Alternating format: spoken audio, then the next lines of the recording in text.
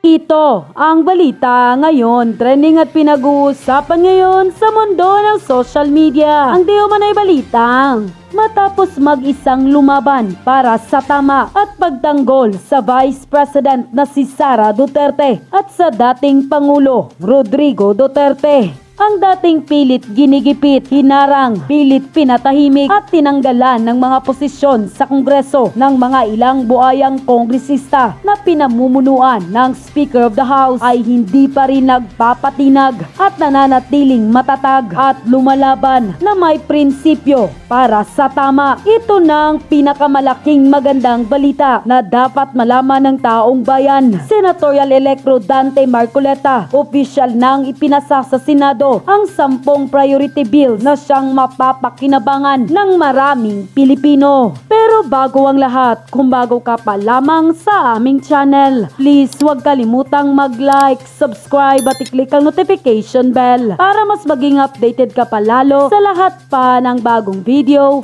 na i-upload namin. At ito na nga mga kababayan, ang gusto at binoto ng maraming Pilipino at karapat dapat na malagay sa posisyon bilang bagong Senate President ng Senado na si Senatorial Elect Rodante Marcoleta. Opisyal nang pumunta sa Senado para ilatag ang 10 pangunahing bills na siyang mapapakinabangan ng maraming Pilipino. Ayon pa mismo sa kumpirmadong balita na inilabas ng official Facebook account ni Senator Rodante Marcoleta. Ito na ang simula ng gampanin ni Senator Rodante Marcoleta sa ating mahal na mga kababayan, pagsusulong ng kanyang mga pangunahing panukalang batas. Top 10 priority bills of Senator Dante Marcoleta: mura at abot kayang kuryente, pagtanggal ng VAT sa kuryente, an act exempting electricity sales from the value-added tax, further amending for the purpose section 108 and 109 of the National Internal Revenue Code as amended, bantay presyo ng LPG, paglikha ng isang automatic pricing mechanism para mabantayan at masiguro na akma at tama ang presyo ng LPG, an act protecting Filipino consumers from arbitrary price increases of liquefied petroleum gas, amending for the purpose section 14 and 19 of the Republic Act No. 8479, otherwise known as the Downstream Oil Industry Deregulation Act of 1998, libreng kuryente, pagpapalawak ng lifeline rate subsidy program sa pamamagitan ng paglibre ng bayarin ng kuryente ng sambahayang kumukonsumo ng hindi hihigit sa 135 kilowatts per hour kada buwan. An act to further enhance the implementation of the lifeline rate, amending for the purpose section 73 of Republic Act No. 9136, otherwise known as Electric Power Industry Reform Act of 2001 as amended by Republic Act No. 11552. Kuryenteng galing basura. Naglalayong isulong ang paggamit ng teknolohiya ng paglikha ng kuryente mula basura bilang solusyon sa problema ng basura at kakulangan ng kuryente. An act establishing national energy policy and regulatory framework for facilities utilizing waste to energy technologies. Bida ang barangay. Paglikha ng Barangay Affairs and Development Commission sa ilalim ng DILG, isang ahensya na mangunguna sa kapakanan at kaunlaran ng mga barangay. Hardin sa paaralan. Pagsulong ng instructional garden sa lahat ng paaralan sa basic education bilang pagpapalakas ng agrikultura. An act addressing food security concerns through integrating instructional gardens and primary and secondary school curricula and promoting the use of urban agriculture and for the other purposes. Scholar para sa agrikultura, paglikha ng scholarship program sa mga kurso sa agrikultura para sa lahat at higit lalo sa anak ng mga magsasaka at mangingisda. An act granting free tertiary agricultural education and other related courses to all dependent children of qualified farmers or farm workers and deserving Filipino students and for the other purposes.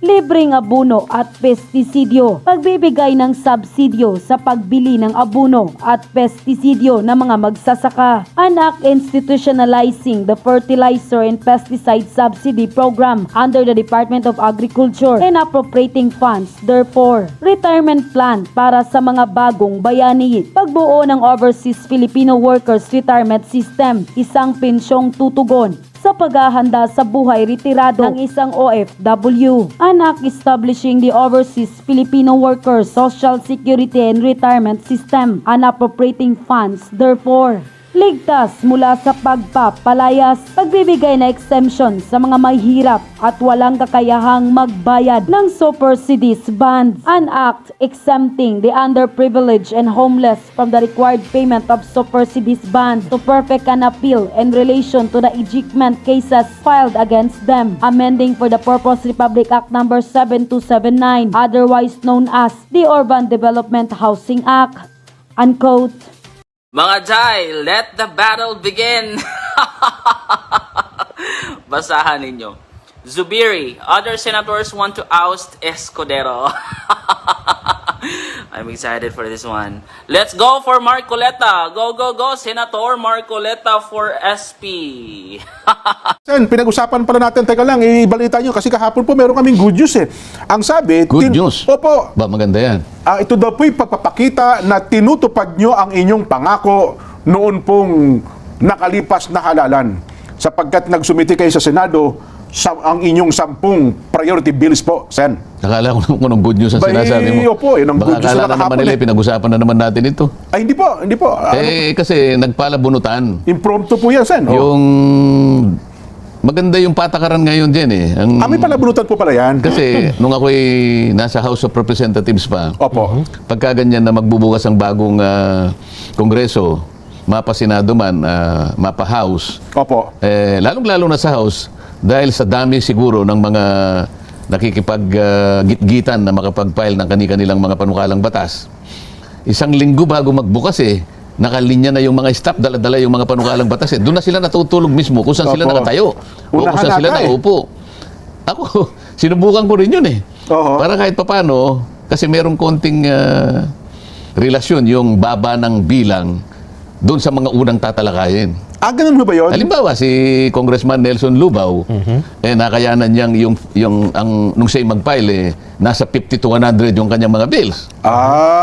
Nangangahulugan na may priority siya kaysa doon sa akin. 500 na ako nung akong pumasok Hindi ko na pala 001. Kaya, yung 001 kasi, sa speaker yan So ganun pala talaga. Ngayon, kaya ako nabanggit yan, sa dami ng miyembro ng House of Representatives, physical talagang nakapila yung mga staff. Ayun. Para lang makipag-unahan, lalo na talagang pinakala unahan pala, mo no? importante. Opo. Ginawa ko yun yung unang 20 dun sa House of Representatives. Oo. Sabi ko doon sa isang staff namin, kung kinakailangan matulog ka dyan, matulog ka na. Meron na pong nauna, hindi balik ako, diluminya ka. Magkagano naman, nasa 120 na yata yung dinatnang ko Mataas pa rin talagang bilang pala, no? Pagkatapos yung mga huli, 2,500 na. So, kung yung baba ng bilang mo ay isa sa basihan na matatalakay ka na mas maaga. May ganun pala. Ngayon, sa Senado, Opo. nagbunutan. Oho. Kaya nagpadala ako ng staff, bunutan.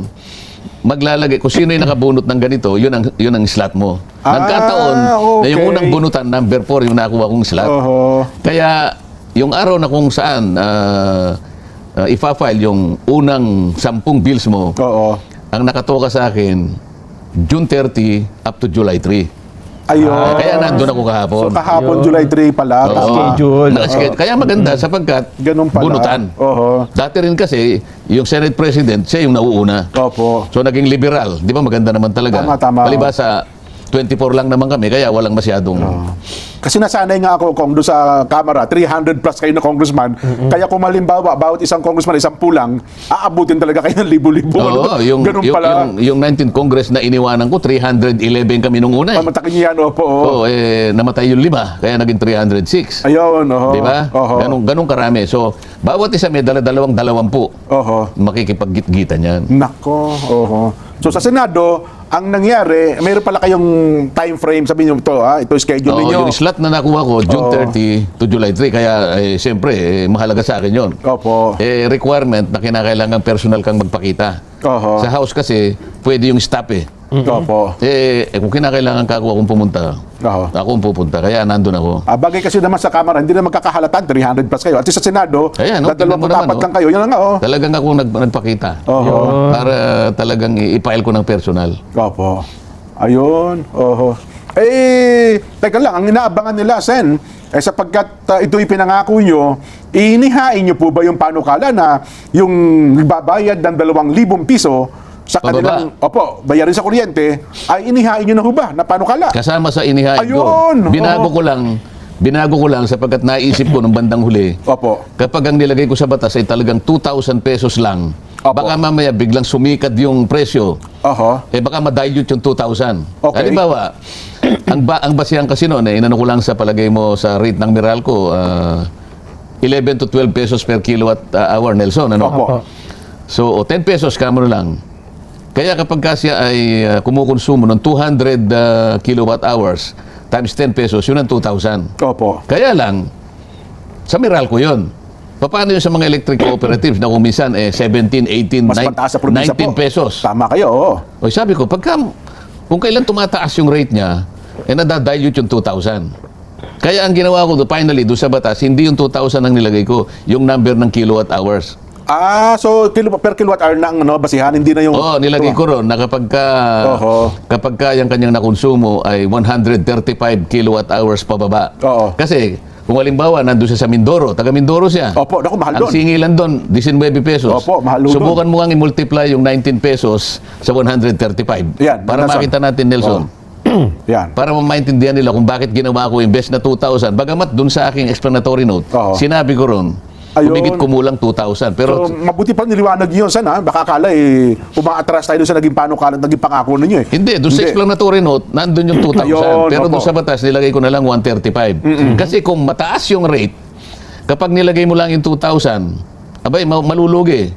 Malulugi. Tingnan mo, magkano? 2,000? Hindi po. Hindi, 135 kilowatt hours times 19 times pesos. 19 pesos. Oho. 2,565. Ibig sabihin, yung 2,500 masasali. Ayun. So, hindi Kasi- nakafix sa 2,000 pesos. Kasi nga kung Opo. 2,000 ang inano mo, Sa gamit. bigla Tama. niyang tinaas yung bigla Yung niyang rate. tinaas yung Oo rate. nga. Halimbawa. Bayad, Oh. Halimbawa, sa Mindoro, ginawa niyang 25. Nako, oho. Paano, in 2,000, biglang bumaba yung 2,000? Ayan nga. Oho. Oh. Kaya 135 na lang, sapagkat doon, mapipreserve mo ngayon yung espiritu na sinasabi ko. Ayun. Na at least 2,000 pesos pababa. Hindi lamang yun. Dalawa yung magkakambal yung bill na yun. Opo. Isa lamang yun. Yung pangalawa, sinasabi ko ron na yung sale ng electricity, tatanggalin yung 12% VAT. Ayun, oho. O, pumasok din yun. Instant po yun. Pag wala ng 12% Ayun, talagang lahat mabe-benefit Oo. doon. Talagang sa ayaw mo at sa gusto, bababa ang presyo ng kuryente. Hindi lamang sa mga household. Opo. Pati sa mga commercial at saka sa mga industrial consumers.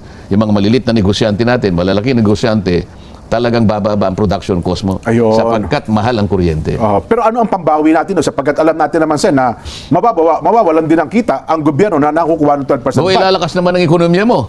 So may Pag pambawi lumakas ang tayo. ekonomiya mo, maraming mapuproduce. Oo. Maraming bibili. Opo.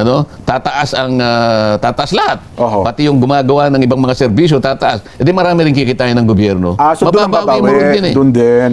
Doon mo rin mababawi. Isipin mo, kapag ang ekonomiya mo ay may sakit, bagsak ang naman. taxation mo. Oho. Pero naging masigla. Yan. May katakot-takot na buwis ang makukolekta mo dyan. Oho. Kasi baka yun ang maging pagtutol dyan, mga economic managers ng ating pamahalaan. Sige nga, tumutol ka nga kung ikaw yun. Sige nga, subukan mo lang. Kasi kung i-compute natin. Tumutol ka, sige. Opo. Halimbawa. Subukan mo tumutol ngayon, sige. Teka lang po, iniisip ko kasi kung magkano 12% di ba? Kaya nga. Di ba? O sige. Oo. O si Nelson, tumutol ka nga. Saan po natin kukunin ang Pampalit. pampalit? Oo. Ay, malaking billion po yan, Senador. Yun ang tutol mo. Opo. Ba't sa akin mo tinatanong yan? Hindi man ako ang gumagawa. Ikaw nga ang humanap. Sapagkat, yung nakalagay sa batas, affordable rates of electricity. Aha. Basahin mo Senator Nelson Lubao. Finance Secretary po ako. Ikaw ang pinan. Halimbawa, sige. Basahin mo Secretary Recto sa EPIRA. Aha. Oo. Tingnan mo yung original version ng ating batas tungkol sa kuryente. Nakalagay ba dyan? Nabubuwisan mo? Lalagyan mo ba ng bat ang kuryente? Wala. Okay. Oo. Kung sa ipiralo ba, wala akong nakalagay? Wala. Bigla ninyong nilagyan ng primero 6%. Pagkatapos nilagyan nyo na, pinatawan nyo na naman ng 6%, kaya naging 12%. Oho. Kaya yung salitang affordable, nawala ng saysay eh. Abot daw sabihin, abot kayang halaga. Affordable ko. Ano ba? Ano ba sa Tagalog yung affordable? Di, abot kaya nga po. Abot kayang halaga. Ano pa? Mura. Mura. Ayan. Ngayon, mapapamura ka eh. Kesa sa maging mura. Yun na nga. Ngayon, Oo. Secretary, wag ka makikipagdebate sa layunin ng batas. Ang layunin ng batas, napakalinaw eh. Murang kuryente. Oho. Bakit naging mahal? Nilagyan nyo ng bat kaya tinatanggal ko, binabalik ko doon sa layunin ng batas. Ayun pala. Ngayon, Oho. gumawa ka ng paraan, kaya ka nga nandyan eh. Gumawa ka ng paraan para makakalap ka ng iba't ibang uri ng buwis, pero wag mong kukunin sa kuryente sapagkat nalalabag mo yung layunin ng batas. Ayun. So originally pala. Ngayon ko lang nalaman, Sen, na original ay wala pala sa ipiralo. Napapatawan mo ng Kaya nga tayo may 12% programang VAT. ganito para naiintindihan ng mga kababayan natin. Nakakasabay sila sa atin. Maunawaan nila kung anong nangyayari sa ating paligid. So, Kung bakit natin nilalaban yan. kung automatic yan, Sen, talisin natin, ang laki agad ng ibabawas yan sa binabayar nating kuryente. Akala mo lang, pero tingnan mo. Opo. Bakit sila nag-imbento ng ayuda? Oo. 5 klaseng ayuda kapag sinuma mo lahat, 194 billion na pinamibigay lang ng walang kapararakan. Oho. Sa mga tuwin, kolekta ka ng kolekta. Pinamimigay mo lang ng Pamimigay ganun. din Hindi mo pala. naman alam kung talagang ito ay naibibigay sa dapat na bigyan. Oho. Wala namang report, wala namang ulat. Ilan ba yung nabigyan ninyo? Isip-isipin mo, 4 na ayuda na nakatala sa ating GAA 2025. Pagka sinuma mo yung 5 ayuda na yan, alam mo kung magkano lahat yan? Nasabi nyo dati, mga 196 billion. 194 billion. 94 billion, okay. Oh, Oh. bakit mo kinolekta pagkatapos ipamimigay mo lang ng walang kapararakan? Oho. Walang report, walang ulat, walang guideline. Maano man lang na, halimbawa, si Secretary Nelson Lubao, sinubukan niya sanang kumuha ng report. Tingnan nga natin yung mga nabigyan natin ng AIX, Oo. ng TUPAD, ng AKAP, ng MAIP, ng PORPIS. Tingnan nga natin kung ano nangyari sa buhay nila. Para may pagmalaki naman natin na may katuturan ng pagbibigay natin. Wala naman eh. Oho. Oh. Kinukolekta mo, pinamimigay mo rin. Ang sinasabi ko, wag nang ganon. O di alisin mo na yung ayuda ka ako para wag ka nang namumroblema. Oo nga Samantala nga sinasabi ko 120 billion lang. Oho. Yung sa'yo 194 billion. Yun ang sinasabi ko. Ayun, oho. Ay, no. Meron pa kayo binanggit dun yung kuryente galing sa basura. Yung waste to energy Waste to naman. energy. Mukhang sa Pilipinas, mukhang hindi ata nagtatagumpay yung waste to energy. May nakikita ba Kaya kayong- nga isa sa Oo. 10 measures na ginawa natin Opo. para sa ganon, panagutan natin yung waste to energy. Nandito Ayun, Oh. oo, nakalagay nga po dun Oo. Naglalayong isulong po ang paggamit ng teknolohiya Oo, ito. ng paglikha ng kuryente mula sa basura bilang solusyon sa problema po ng basura at kakulangan din po ng kuryente. Ano ha? Pero sabi nga po namin, nung isang araw, tinalakay namin ni Nelson, ang dami nag-introduce ito ng waste to energy, parang sa sobrang dami po, parang walang nagtagumpay na mag-operate sa Pilipinas. Pero salabat kasi yung mga batas Ayun. Inconsistent sila. Oo. Kaya halimbawa, yung isa, pinagbabawal niya yung bungkalin mo yung bang yung ano ba yung tawag dun sa dumping area na yon? Yung dump site. Landfill. Landfill. Opo, o yan. Samantalang yung landfill na yun, nananatili doon. Kahit 100 taon nandoon yung Opo. basura na yun. Yung kanyang katas na kung tawagin ay, Methane. hindi, Yung leachate. leachate. Opo, yan. Oh. Leachate, sabi nila. Yun ang lason eh. Yun ang lumalason Oho. doon sa lupa. Tumatagas kasi yun Kalalagyan nila ng plastic. Pero kahit anong gawin nila, tumatagas. Ngayon, yung lupa na yun, mananatiling ganon. Meron ngayon technology, yun ang gagaling sa Sweden at saka sa Japan. Yun mismo ang gagamitin, yung landfill na yun, para makaproduce ka ng 3 bagay. Okay. Yung isang aspeto ng mapuproduce mo, kuryente. Oho. Yung isa naman, gas. Methane gas. Methane. Opo, opo, Lahat opo. ng pagkatapos, construction materials. Meron pa. Isipin mo, ang isang bagay na magtatagal ng maraming panahon na hindi naman nagagamit, yun ngayon ang gagamitin na raw material ng isang technology para ma-produce natin ito. Oho. Isipin mo, nalilinis na yung environment. marirecover mo, marirestore mo sa kalagayan na parang walang nangyari, na gamit mo pa, yung naka-store na yun, na wala na talaga mangyayari ron eh. Opo. Lalasunin pa niya yung lupa, Yes. makukorek mo yun, may kuryente ka pa, may gas ka pa, May may construction material ka pa. material pa. Bakit hindi mo ayusin ito? I-harness mo lang pala, no? O kaya doon sa batas ko, kailangan magsama-sama yung DOE sapagkat may kuryente at mayroong gas. Opo. Yun namang sa materyales, maring pumasok ang DTI. Yan. Yung tungkol naman sa pagsasegregate ng basura, nandiyan ang DNR, yan, opo. Yun namang mga LGU, yung nagkakalap ng bato. Oh. Kinakailangan magkaroon ng convergence. Oho. Para sa ganun, yung environment na dapat nating alagaan at ang energy naman na makikinabangan dyan, ay talagang mailagay natin sa perspektiba. Ayun, oho. Nagkakasalabat ang mga batas. Ayaw ang incinerator. Ayaw, oh. Ayaw mong i-incinerate. Pwede namang i-incinerate basta't wag lamang umuusok. Sabi Yun, ng isa. opo, walang lumalabas Ayaw na, mong ano. gamitin yung landfill. Sabi naman, pwede kong gamitin. Oho. Oo. Yung clean air, kailangan i-amend lahat yung mga yan. Oho. Meron, Umpisahan, kailangan merong mag-umpisa. oho. Meron pang isa, Sen, ito kinatuwa ng mga misis ito eh. Yung downstream industry ng petrolyo, ito po Hindi, yung LPG. LPG. Opo, LPG, yun na nga po. Oo. Na ang plano nyo po ay paglikha ng automatic pricing mechanism. Aba, sabi ng mga miss, kami po matutuwa dyan, mga may-ari ng mga kantina. Ang laki daw po ng epekto sa kanila pag pumapalo yung presyo ng LPG. Sen. Nahalata mo kasi. Opo. Pagka bumababa, mahalata mo ito, pag bumababa yung petrolyo, Opo. tinataas nilang LPG para doon sila, Doon makakabawi. kahit paano nako-compensate. Oho. Paano nangyari? Baligtad ka ako yan eh. Bumababa na ka, tapos itataas mo ito. Oho. Hindi po pwede ka niya kasi po, yung LPG po, ano po yan? Upstream po yan. Upstream, oho. Ay, downstream, sabi niya Downstream ganyan. ng petrol. Oh. Paano ako naging gas nga yan? Di pa pataas yan? Basta ayusin natin. Opo. Oho. Kung makikita mo ito, pang mahirap lahat ito eh. Oo nga po eh. Kung titingnan mo. May nakita pa ako Ang nito. nakakatuwa rito, kahapon pinail ko. Opo. Akala mo may gitna 100,000 views? Yung yung Piling pagpunta ko pa lang. lang. Opo, oo. Yung pagpunta ko lang, pinail ko lang yung 10. Yun na nga po. Wala pa akong sinasabi. Ang dami nakabantay kasi sa Ang isang gusto kong nakita na comment, sabi sa, itatagalog ko na lang, Opo. English kasi. Aha. Sabi niya, itong taong ito, hindi ko gusto. Okay. At Oo. hindi, sa totoo lang, hindi ko sa ibinoto. Oho, oho. Pero nung makita ko yung 10 bill Aha. na ipinal niya, Oho. mas merong sense kaysa doon sa mga maraming senador na nag-file eh. So, sabi, isipin mo, hindi niya ako binoto. Oo Hindi mo nga niya po. kailangan sabihin pa yun eh. Totoo. Pero okay lang sa akin naman yun eh. Oho. Ay, isa pa Sen, ito, natawa ko Ano ba naman yan? pa. Hardin sa Paralan. Ba? Ito naman daw po yung pagsulong ng instructional garden sa lahat ng paralan sa basic education bilang pagpapalakas daw po ng agrikultura. So parang back to basic tayo dito, Sen. Hindi kasi yung food sufficiency kasi, Oo. nakatingin tayo lamang doon sa farmland din na nandiyan sa tumana natin, Ayan. sa mga far flung barangays. Sa mga sakahan, Nagkakaroon ng opo. problema yung mga sakahan natin.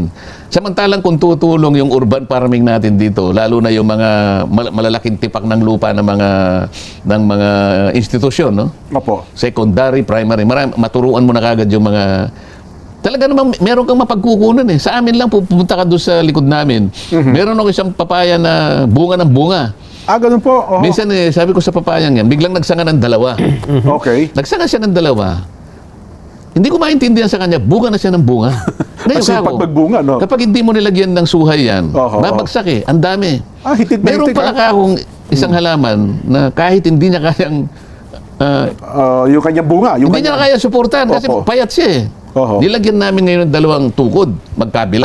Opo. Napakarami talagang. Ganun po. O kamakailan ko lang pinalitan sapagkat na ano na siya, tumanda na siya. Napakaswerte. Tumagal yun, isang puno lang yun ha. Oho. Pero sinuplayan ako ng maraming Papaya. papaya na ginugulay. Opo. At yung namang may naihinog din eh. Oho. Maliliit lang pero napakatamis nung lasa. Meron pa kayo para doon sa yung urban poor, yung inyong sektor, Sen eh. Na, ano ba yun? Yung, nahanap ko eh. Yung para sa, saan ba yun? Dito to. Pagbibigay daw po ng exemption sa mga mahirap at walang kakayahang magbayad ng super seeds bond. Super seeds yan. Super seeds bond ba yun? Super seeds. Ano ibig sabihin yun? Kahapon pa yung pinag-uusapan ni Nelson. Ganito yan eh. Oo. Ito na naman, kayong dalawa na naman ang halimbawa. Opo. Ikaw naman ang mas... Mayaman. Hindi, ikaw ang mukhang mas mahirap ngayon. Oh, yan, sige, sige. Ito Ako yung may-ari ng lupa. Ito yung may-ari ng lupa, dinimanda mo na naman si... Oo. Pinapalis ko. Pangkaraniwan kasi, ang dihado talaga, yung mahirap. Kaya dihado si Jen. Opo. Pinapaalis eh. Aha. Oo. Pangkaraniwan, MTC yan eh. MTC pa lang. Metropolitan Trial Court. Metropolitan Trial Court. Ejectment ito eh. Opo, Your Honor. Oho. Kailangan po paalisin ko si Jen Subarjaga. Bigla na lamang po siyang nagtayo riyan na wala pong kapahintulutan. Kailangan ko na pong gawin yan. Opo. Magtatayo po ako ng waste to energy dyan. Yan. Oho. Ayaw po niya umalis. Ito po yung ganyan. O de, hanggang sa kayo nagtalo. E de, as usual, natalo. Ano ba? Opo. Wala ka naman laban talaga. Mayaman to eh. Oo. Asarin ng titulo. Wala naman talaga. Sa kanya yung titulo. Wala ka naman talagang pahintulo. Tayo saan ka pupunta. Di ba? Opo. Kaya lang, ang hindi niya sinabi sa korte, yung asawa niya, pinahintulutan ka. Kaya meron ka ding ano eh. Kaya meron kang tolerance eh. Kaya lang, ayaw nang kilalanin mga ganyan-ganyan. Oh, ganun So, pala yun. meron ka talagang, meron ka rin konting katwiran eh. Na kailangan, hanggang sa kahuli-huli ang sandali, ilaban mo yung katwiran. Opo. Okay. Eh di natalo ka. Opo. Mag-a-appeal ka ngayon. Apil ako sa korte. Opo. Yung pagkatalo mo, aakyat ka sa RTC. Ayun, regional trial court na. Ang problema, bago tanggapin ang appeal mo, Opo. kasama yung supersedes ban. Ayun. Meron palang, so may babayaran Eh, pa. alam Ako po yun ha. Ikaw ang pagbabayarin. Ako magbabayad. Wala kang ibabayad. Mahirap, Mahirap ka na nga po ako. Nag-squat nga lang ako sa bahay, sa lupa ni Nelson, di ba? Isip-isipin mo, daganding-ding ka lang. Oo. Tapos ikaw ba, pagkalaki lang ng supersedes ban, ang yung sinasabi ko dyan, huwag ka na munang pagbayarin Ayun. para yung appeal mo tanggapin ng korte. Oo. Para yung kahuli-huli ang hibla ng pag-asa mo, mailaban mo man lang. Ma-accept na ako. Baka sakaling ma-reverse. Ayun, yun Oo. pala yun. Yun. May ano dyan, requirement na hindi na, kailan talaga. Kailangan, ikaw ay talagang nakatala ka na mahirap ka talaga. Ayun. Hindi dyan talaga, hindi dyan talaga po. Oo. Baka naman ang tinayo niya sa Lotico Airport, tapos pinapaalis ko, ayaw. Oh, Hindi. nagpatayo ako ng helipad eh. Mahalata naman siya na hindi siya indigent, hindi siya mag-qualify Ayun. doon. No? So, Ganun, yung Opo. supersedes band na yun, alang-alang lang sa katwiran, na mailaban mo man lang hanggang sa Ayun pala kaduluduluhan. Wala kang, para mo nang pinatay yung, yung pag-asa mo, wala kang, ang mahal niyan.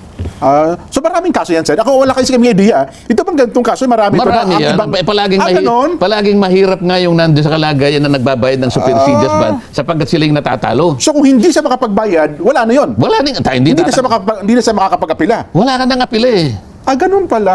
Oo. Kaya ako pinipilit na hanggang ma-exempt pagkaroon pala. po ng final and executory, pagbigyan po ninyo Oo. si Jen Subarjaga, na ilaban po niya yung natitira pong naaaninag na pag-asa. Oo, Baka nga sakali po, baka maghimala nga naman baka eh. po ma-reverse pa po ng RTC. Baka masilip po yung konting katwiran na talaga pong ipinagpapanata niya Oo. na mailaban niya laban kay Nelson Lubao. Ayun. Ano ba? Ayos, di ba? Opo, oo. Ganun lang. Bakit ba sen naniningil pa ng band? Ano ba, para Yun saan ang ba yun? nasa rules of court, wala kang magagawa. Wala. Huwag mo nang didibatiin sapagkat yun ang gumawa, yung Korte Suprema. Ganun pala.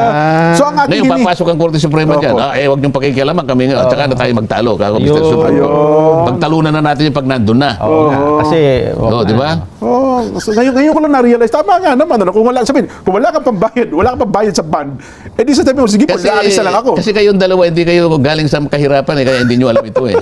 Ako kasi, kung galing ako sa kahirapan, alam ko ang kalagayan na mahirap. Ayun pala. May karapatan ka, hindi mo mailalaban ang karapatan mo. Opo. Napakasakit nun. Sapagkat Isip-isipin kinakailangan mo. mo magbayad nga naman. No? Oo, isip-isipin. Yung palagi kong kinukwento sa inyong dalawa. Sabi ko sa tatay ko, Tay, ang gaganda naman ang tubo ng tubo natin. Oo nga po pala, oh. Bakit ba pagka kinabyaw na yan, pag napunta na sa Central, bakit palagi tayong break-even? Bawi-bawi lang, opo. Di ba? Oo. asukarera. Sa murang kaisipan din, Oo. nagtatanong naman ako. Lalo na yung tatay ko, nakikita ko yung kanyang pagsisikap, pagod na pagod talaga. Opo. Siyempre ako, tumutulong na rin ako kahit bata lang ako. Kasi kapag ikaw ay lumaki sa bukid at talagang farmer lang kayo, Opo. kayo ang unang biktima ng child labor. Huwag mo sabihin, Nelson, Tatay mo nag-uusap Tay. kay nanay, eh. ako po ay 11 years old lang, huwag po ninyo akong pagtatrabaho kahit magpastol lang ng kalabaw. Ididemanda ko po kayo tayo. Child abuse po ang ginagawa ninyo. Baka napalo ka ng tatay. Tatawa-tawa ito. Pero totoo ito eh. Opo, totoo opo. yan. Totoo yan. Mapapalo ka pa eh. Oo, lako. Oo. Pero talagang ganun eh. Ngayon, pero kailangan mong, Tay, bakit ganun?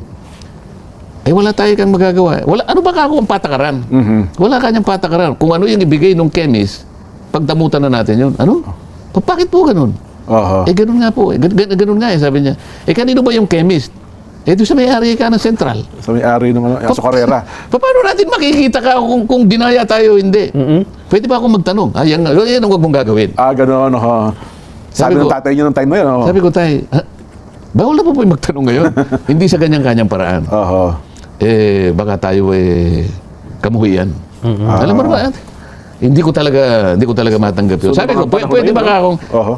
pwede ba natin, wala bang testing? Halimbawa, yung tubo natin, nakita kong mataba Isang hektarya yun, Nelson Opo. Pwede ba tayong kumuha ng sample? Tayo na mag-test. Kahit 10 lang. Opo. Yung kalat-kalat, dito sa gabi rito, meron dito. Kumuha tayo ng 5 sample. Tsaka natin ngayon I-test. i-test. Opo. Yung pigain. Para yung puresa niya, puresa yung tawag nila. Makita natin yung ano. Kasi yung puresa na yun will represent the entire ano. Yung kabuuan ng... Huwag mong gagawin niya.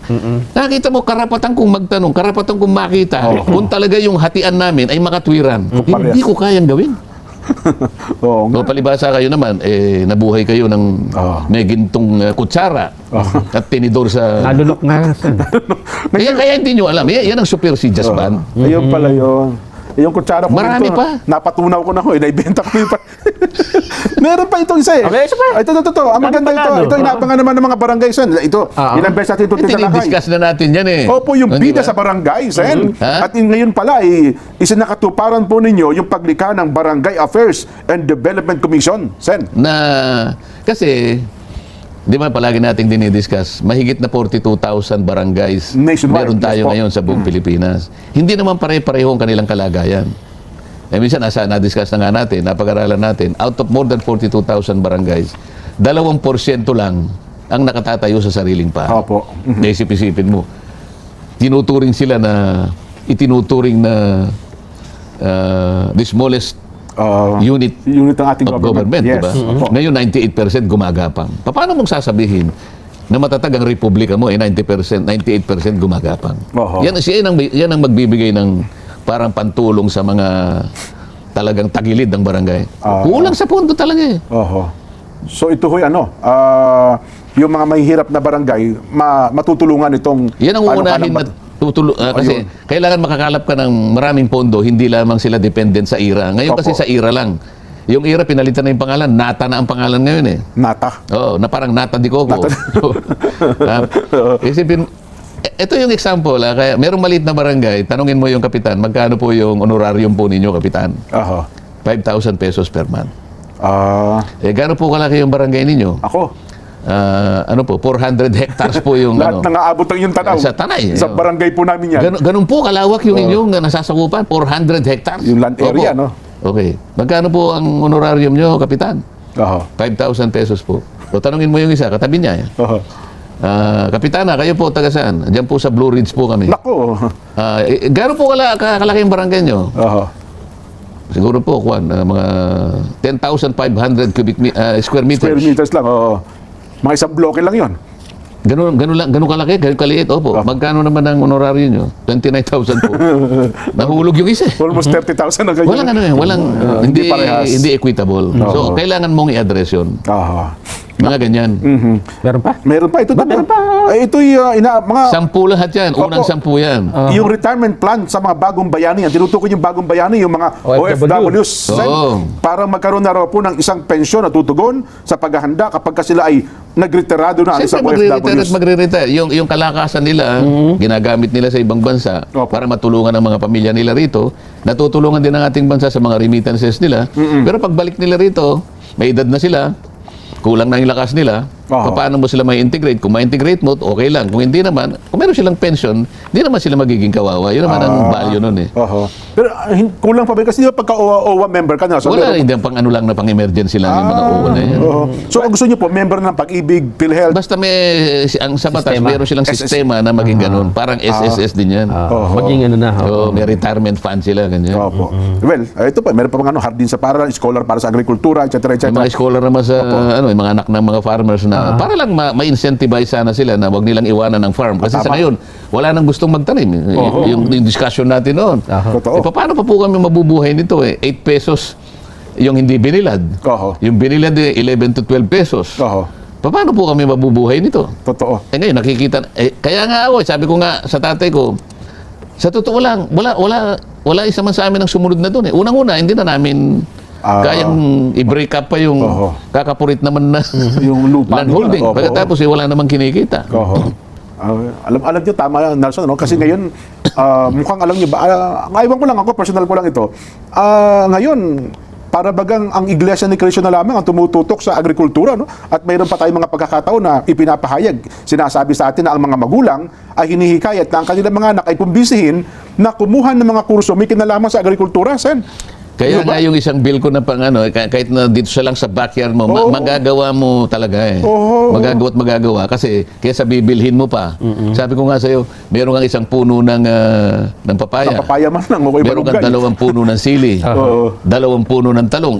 Nagawa ko eh. Oo. Nagawa ko. Patulong ka lang doon sa may maraming nagbubunga talaga. Tsaka konting ano lang, konting dilig at konting pataba lang. Talagang mabubuhay ka rin dyan. Oo. Pero ngayon ko lang na-realize na, Nelson, kasi dati meron ako mga kilalang mambabatas tinanong ko Sen, maganda ho itong panukalang batas nyo, ganito.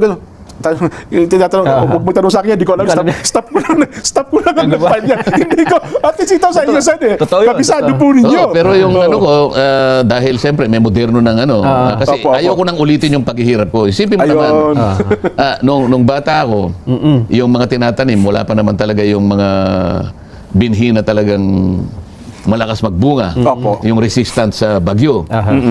Ngayon, dati mga gulay-gulay ngayon tawagin high value crops. Yes. Opo. Ngayon, ang daming papatay sa iyo na mga kulisap, mga ganito. Kaya merong greenhouse eh. Oo. So ngayon, pwede akong magtanim kagaya ng yung pinakita ko sa inyo ng mga naunang araw. Meron akong lettuce, di ba? Opo, sa So, meron akong greenhouse na kung saan mapapatubo mo yon. Kaya lang, medyo Gastos ng konti, medyo may gastos. Kaya lang, kaya panagutan naman. Kaya rin nating kitain. Kung mo talagang galing ako ron, ayaw kong iwanan yon. Nagkaroon lang siguro ng pagbabago dahil nga sa medyo alam na natin yung ibang mga pamamaraan. Oo. May mundero ng pamamaraan, ba't babalik ka pa naman dun sa dati, di ba? Oo. So, may konti naman akong pagtatamnan talaga. Ayun. Yan ang Sen, para ito ay maging ganap na batas at mapakinabangan. Unang-una, kailangan din ito ng counterpart sa Kamara din So, kaya nga itong 10 ito Aha. na kay Paulo na eh. Sa ating representante na sa GIP. Ipapile niya Opo. rin. Oho. Para sa ganun ay May counter bill. may counter na mabilis ka agad. Opo. Ngayon, nakiusap pa ako kay Senate President Cheese. Ano? Oo. No, sana siya yung maging Senate President pa uli. Aha. Itong mga sa kuryenteng ito, nagkaroon ako ng experience na talaga napakabigat dalhin. Ano? Oo. Sana pagdating ng araw ay mapakiusap natin na maisama natin sa LEDAC. At pag nakita ka ako ng presidente na talagang kailangan gawin yan, ma-certify ka ako yan para wala na tayong para wag na tayong mag-away-away. Oo.